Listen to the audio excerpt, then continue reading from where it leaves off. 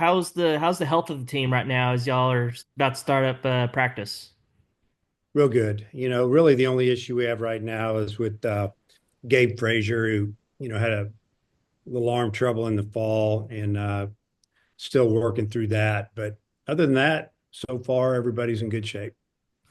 I want to ask specifically about Aiden Jimenez, your transfer from Oregon State. Kind of how is he progressing in his recovery, and what kind of role do you envision for him on this year's staff? Well, he's doing great so far. Incredibly hard worker, very strong, big kid.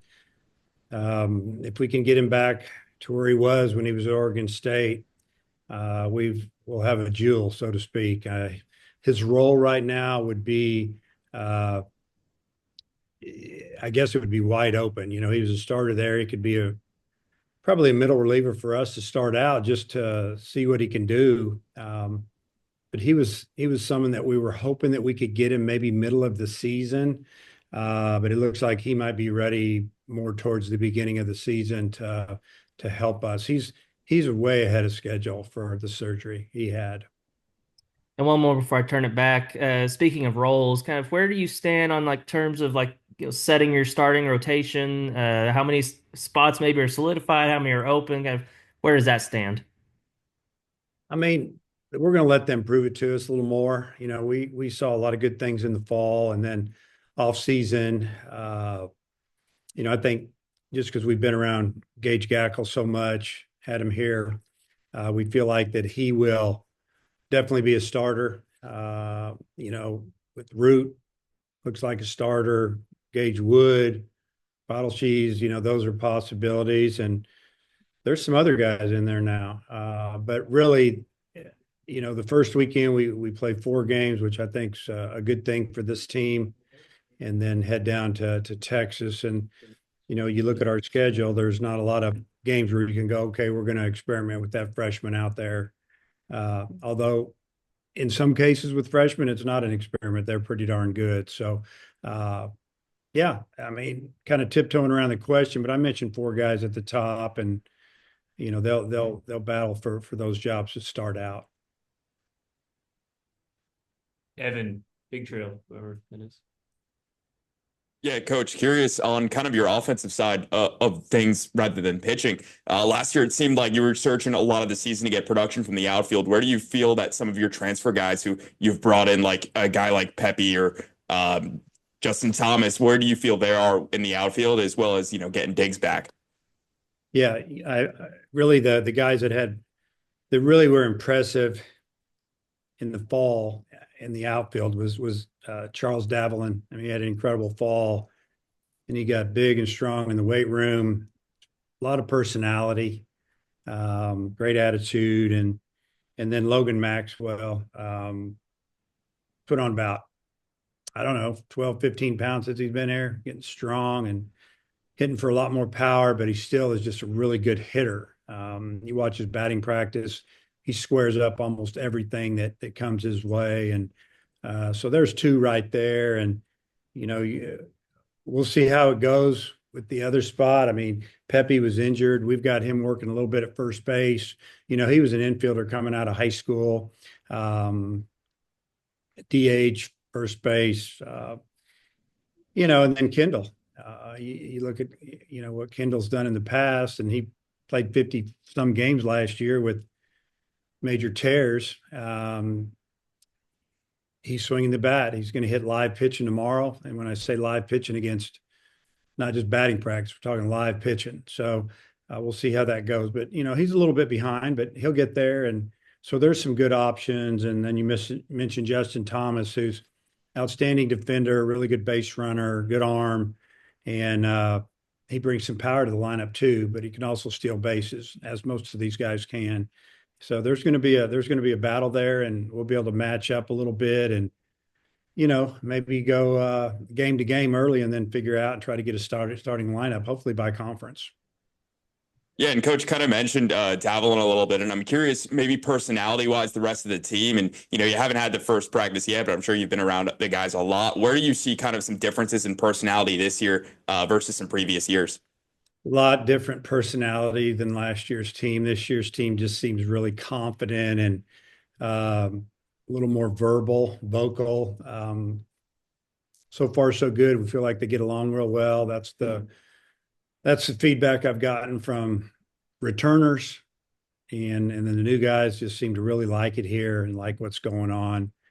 And I think they're excited about the schedule we've lined up, which is ridiculously tough, but it'll be fun. Last question, then I'll turn it over as well. You just mentioned the schedule right there. You kind of see with SEC basketball season how deep the league is. Baseball, no different. How do you expect, the depth of the schedule this year when you're facing, I think it's 6, 7 teams in that top 25, top 30? Yeah, we figured it out the other day. I think of our 30 conference games, 27 of those games are ranked right now. So you never know how it's going to turn out or who's going to do what down the road. But if you look at some teams that maybe lost a lot of players that were really good last year, we don't play them this year. They're not on our schedule, some of them. And then we're playing some older teams, some really good teams. Got some tough road games, at LSU, at Florida. I mean, just to name a few. Yeah, it's we play Washington State, so I'm gonna worry about that right now and just try to get better. Thanks, Jackson. Coach. Jackson. Hey Dave, hope you're doing good. With Gabe this offseason, other than transitioning from, reliever to starter, what's kind of been the biggest focus for him in overall improvement? Yeah, just I think he knows he's there. He's a guy.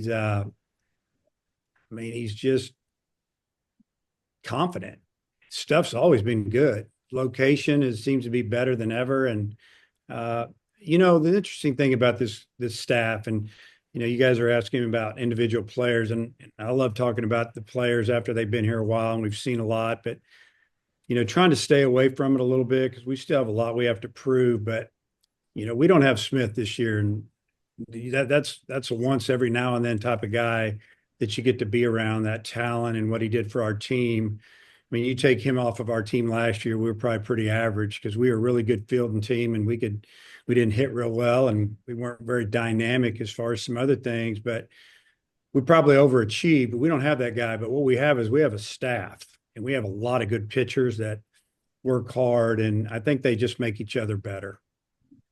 Has anything changed for you, like in whether it was the fall or in the buildup, like with maybe a staff that has some more undecided roles than in years past, like in those conversations with players and just kind of a broad picture? I mean, how does this year maybe feel different with some of those roles still open as we're here in the middle of January? Well, I think the competition just continues to get better, and we get closer to the season, and guys just really want to get on the mound. I just see them pushing each other. But at the same time, I see a lot of camaraderie. Guys are pulling for each other. Like I said, this team's more verbal.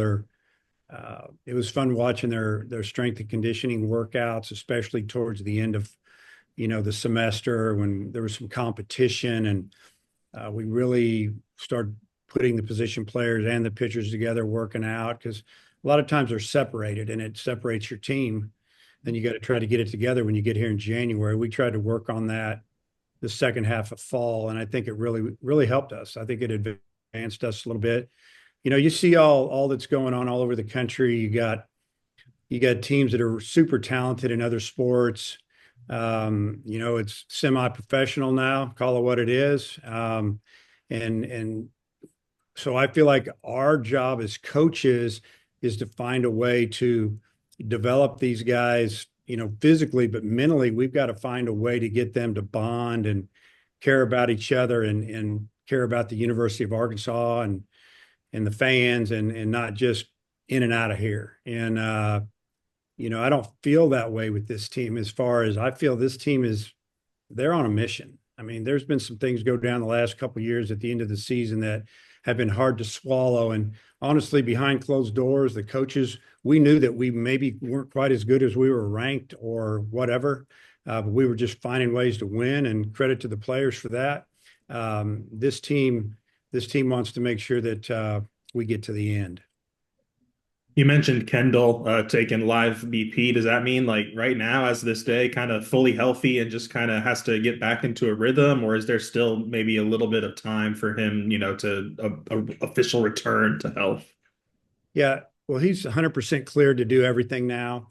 Now it's all about timing at the plate. It's about getting that bat speed back that he's had in the past, and seeing live pitching, and just feeling confident. And I think he has a great personality. He's easy to be around, easy to talk to, and players gravitate to him. So now it's not about him feeling part of the team, because he's going to be a big part of our team. It's just a matter of how soon. We know what he can do when he's full go. He's stronger than ever, even with the shoulder injury. He's had a chance to work on his lower half, and he's a full grown man now. It's time to go, and I think he's excited about being out there. Thanks, Dave. Ellis, go ahead. Yeah, Coach, just how encouraged are you by the progress that Helfrich and Souza in particular have made this offseason? Do you feel like they're kind of on track for what you viewed for those guys when they were coming out of high school as talented guys? I've said this for many, many years, and I've coached at Division II level, junior college level, mid majors, Division I, and what I've seen over the years, the biggest jump that players make is between their freshman and sophomore year. And it's not always that way, but I'm just going to say the majority of them, they come in, they're talented, they're young, they feel their way through their freshman year. Then they get to the point mentally that's like, man, I want to play. I don't like not playing. I want to be a guy. And they go out, they get summer ball, and they come in the fall, and they're confident. You can really tell a difference in them physically. They start to move on from the high school senior young man into growing into a man, and they just get stronger, and they're mentally better. And then now the talent starts to kick in, and I think that's what I've seen with those guys. Souza, he's physical. He's got all the tools. He can hit him as far as anybody. He can run as fast as anybody. He can throw with anybody. He's what you're looking for. He's the type of guy athletically. If he wasn't playing baseball, I could see him being a tight end, or he's athletic enough to be a wide receiver at the Division I level. This is an athletic kid, and Helfrich is super strong. He's got power. He's a good leader, and he's an outstanding receiver, and he was the best receiver on the team last year, but he was really young, and the bat never kicked in all the way, but we DH'd him because of what we saw and what we knew. And we were trying to get ready for the future as well. And those guys going out and playing summer ball really helped. In Helfrich's case, the kid was an all-star in the Cape Cod League after not playing much as a freshman. So we knew it was there. Both of those kids, we didn't know if they'd make it to college. And both of them didn't play much as freshmen, but it just goes to show if you can be patient a little bit. Now they're penciled in starters on a team that is really talented. Last year with Christian Fauch, he threw 22 innings and 20 outings. So it seems like there was like a very clear plan of how to use him, how to get the most out of him. And he had an ERA under 1. Is that kind of the basis for how you want to use some of these younger power arms like a Wiggins or like Hunter Dietz as a redshirt freshman? Did you maybe learn something with how you use Fauch and maybe to get the most out of some of these younger power arms?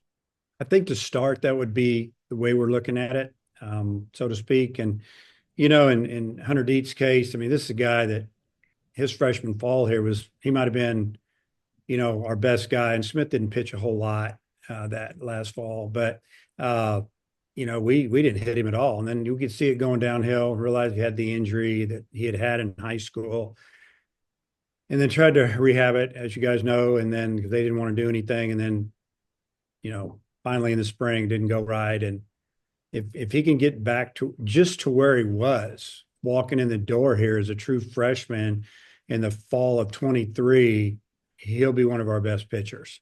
Now he's not there yet, but he's getting there. And so one inning would be great for us, leverage inning, big inning, maybe even just a little bit getting out certain type of hitters, but I don't think it really matters with him. He gets both sides of the plate out. And, a guy like Wiggins, who is a strike thrower for a big guy, unless something changes, he throws it over the plate and it's filthy. And he just the other things, the little things, holding runners and being quick to the plate, which he's fairly quick.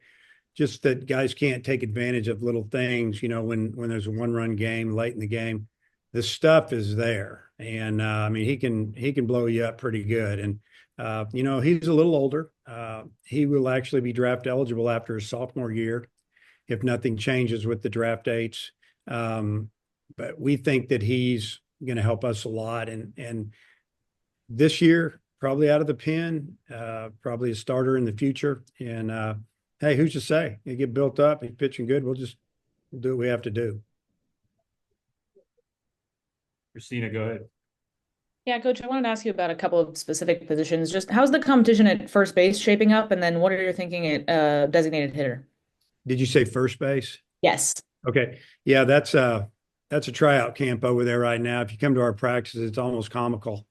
I feel like I'm at a summer tryout camp. We got 5 guys working out over there that also play other positions. I could throw a couple more over there. We want to get a hitter over there, but honestly, you've got to be able to field and catch pickoffs and know the bunt coverages. And, you can't just stick somebody up first base because he's a good hitter. I mean, that position touches the ball as, second behind the catcher and the pitcher, for the most part. So they got to play defense. And so I guess to not answer your question, we're not sure yet, honestly. At the DH spot, I mean, there's some good ones there that, if Pepe's not starting, he could DH. Kahia Loya can DH, got superpower. I mean, all the technology that we have, he hits the ball harder than anybody we have very consistently, every swing. And we're talking batting practice and that type of stuff. And, you could go left-handed over there as well. And we've got some of those guys. So, again, a little deeper offensive, roster for me to kind of select hitters or maybe even pinch hit or platoon until we get it figured out. And, I always tell the players this, I may write the lineup, but you guys make it. And we try to figure out how to put you in the right order and just go prove it to us. Show us what we need to do. And then I know Vahiva had a really big summer on the Cape and changed some stuff with his stance and his swing. Just what are your expectations for him now in his second year, now that he's got that year of experience behind him? Well, he had some days for us last year where we just kind of went, wow, hitting balls in the opposite field into the building on the line. And it's hard to do that. Pulling balls 470 feet. And defensively had an incredible year for us. He played every inning of every game, basically because we didn't have another shortstop that was a true shortstop due to, the draft taking 3 high school freshmen for about $9 million, I think, between those 3 high school, oh gosh, seniors that we thought were going to come. We thought we'd get one of them, and he handled it. And he played through some pain that really nobody knew about, or, probably was tired, and we just couldn't really give him a break. And defensively, he's even better. You never know how the numbers are going to go, fielding percentage, but he is better. And on the offensive side, he's just really grown up. He's not trying to hit the ball 450 feet every swing, laying off a lot more pitches. And some of that is due to the stance and dropping the hands and closing it up, and just really focusing on going through the middle. When you're a good hitter, you just see what you see and you let it go, and you pull balls, you go the other way. And I think he's going to have a great year. I don't feel like he's going to feel like, I think he drove in maybe 60, 70 runs last year. He's going to have every opportunity to do that again and more with the people they're going to have hitting around him and in front of him. And it'll take a little pressure off of him because we have a better offensive team. I mean, I know we do. And you never know when it's going to come out. I hope it's from day one, but I think he's going to have a great year. Dudley, go ahead. I've always loved third base, including naming my son after Brooks Robinson, but it looks like you've got one that could be a potential superstar there. Yeah, Iredale is, I call him the silent assassin. He doesn't say a whole lot, but he'll get after you in the game. And, you guys might have been out to a few of our fall scrimmages, but then when we played outside competition, he got his hits that Friday night, 4 or 5 of them, but he didn't kill the ball. But we've seen him hit balls off the scoreboard, opposite field, pull balls out of the park. Uh, he's a big guy that can run. He can steal base, kind of sneaky there. And I think the players love him because, like I said, he doesn't say a whole lot, smiling all the time. And yeah, he's got a chance to be really good. Now, the question always is, and probably for the scouts and everybody else is, okay, you're going from junior college to Division I. But he did a good job in the fall. It's not like we saw a guy that couldn't hit a slider or couldn't recognize a changeup. He's got some awareness to him, and he's coachable. And yeah, we feel like that he could have a really big year for us. And again, he's on a team where he doesn't have to do it all for us. He can just be one of the guys. Also, you had to get that roster down, obviously, to what you needed. Talk to me a little bit about what that was like, and do you feel good about what you have left here on campus? Yeah, it's always tough. The issue is, and your numbers get up there a little bit, and we had probably about the average in the SEC talking to some of the other coaches that had in the 50s, some of them upper 40s, 50, 52, 55 players in the fall. You sign a lot of kids, then you lose kids. And then there's some that you get in the portal to cover yourself thinking you're not going to get them anyway. They're going to get drafted or they're going to sign a free agent contract. Fortunately, we kept some guys, and then we kept some guys, like Iredale. We didn't think he's going to make it to school. He's top players in NJCAA, junior college level, Division I. And, he decided he didn't get offered enough money or asked for too much money. And now he's going to come prove it here. But we had a lot of those go our way this year.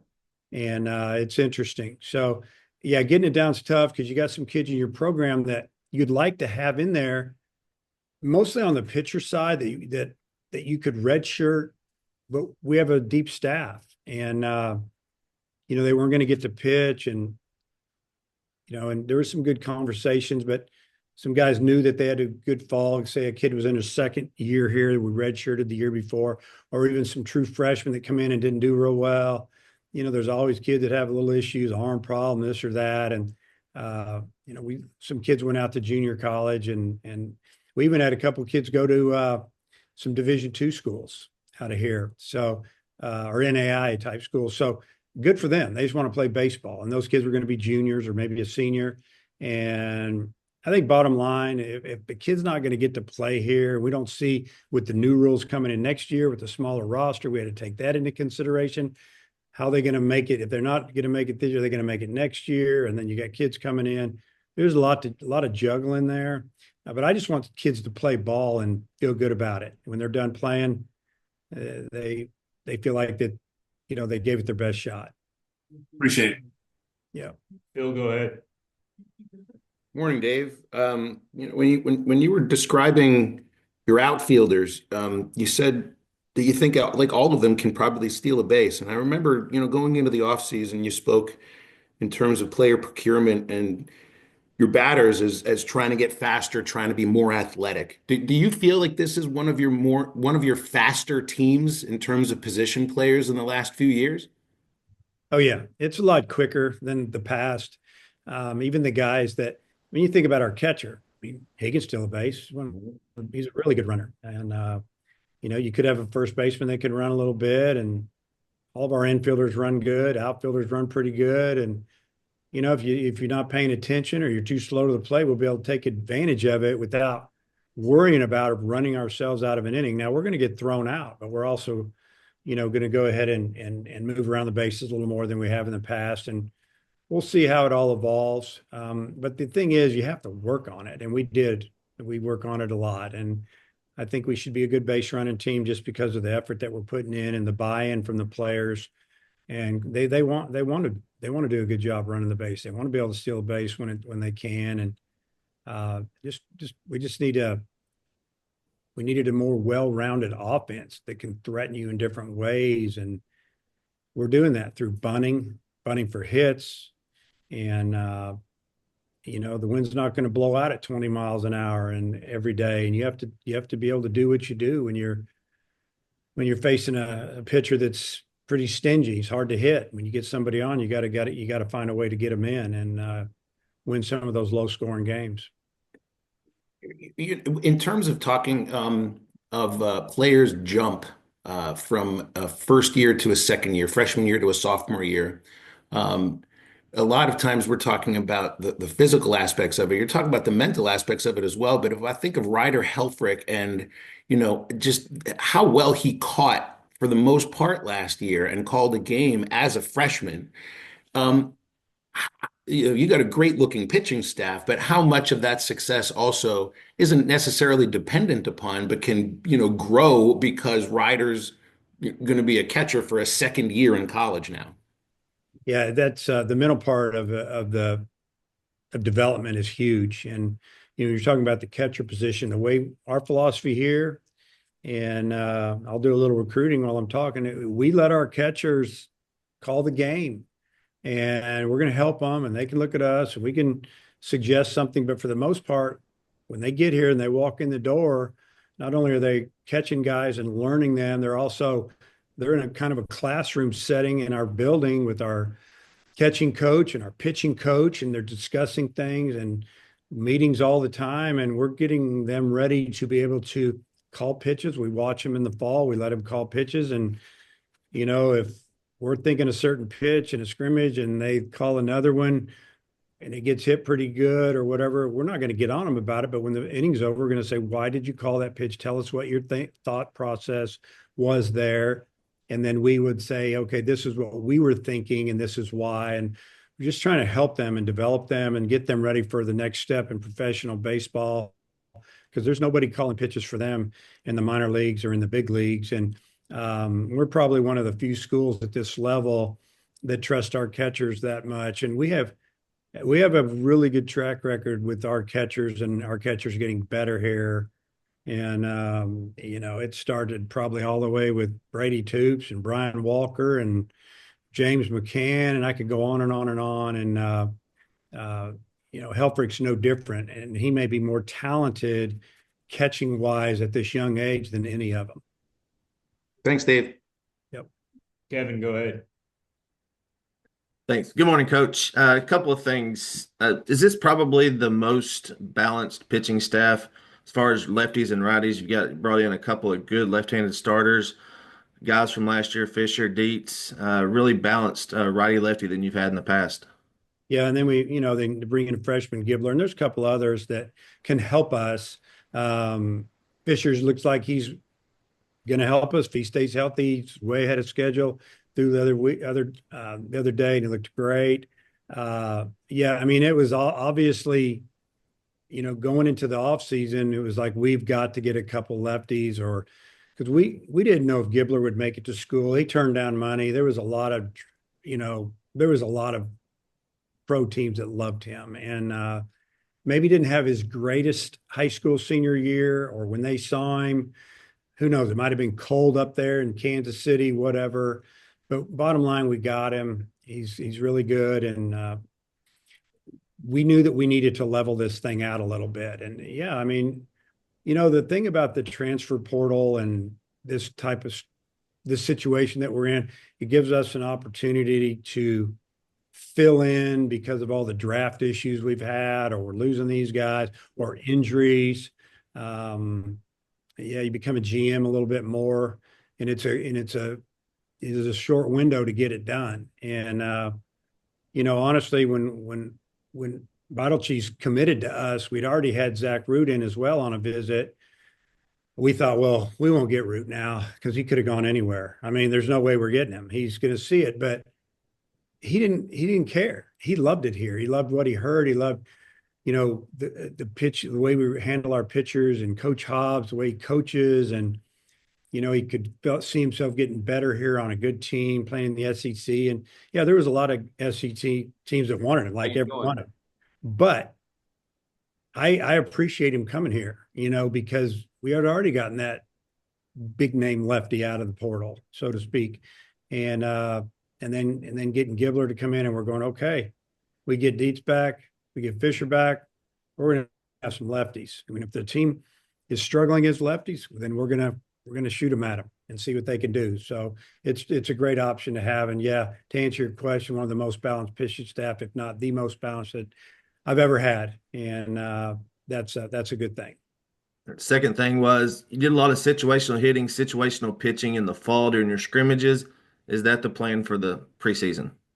Yeah, and this team has power, and we can hit it over your head, but we also have really worked on other things. Maybe gone back to more of my early years of the way we did things because we didn't have as much power. But I mean, Coach Thompson and I, Coach Warnes, we sat down after the season and we talked about a lot of things, and we're all on the same page. And you think about our team since Nate got here, they've been powerful and they've been good. And the last couple of years we're not so good. And so we knew we had to make some adjustments, and a lot of it has to do with the personnel you have, and the personnel we have now fits more what we want to do here day in and day out. But you still, if you want to win in the SEC, you've got to be able to hit the ball over the fence. And what I mean by that is it's hard to score sometimes with the pitching that we face. So if you get a walk and you can hit a home run off a Friday night starter, that's a good thing, because a lot of these guys are pitching in the big leagues, and they're going to be big league all-stars coming out of this league and Power 5 teams or anywhere. And you've got to be able to score quick, or when a mistake's made. It's hard to get 3 hits in an inning, at this level, and especially in league play. The big innings come with a single and a walk or an error, and then somebody pops one in the gap or out of the park. That's how you separate yourself. But we wanted to make sure that we could do a little bit of everything, and hopefully that happens. Thanks, Coach. Yeah. Coming back around, Hutch. I'm good. I won't keep you any longer, Coach. Evan, you got anything? Yeah, Coach. Any idea on captains yet, or is that still TBD? Well, I feel like we have a lot of captains. I don't even know if we'll have captains. I'll let you know how that goes later.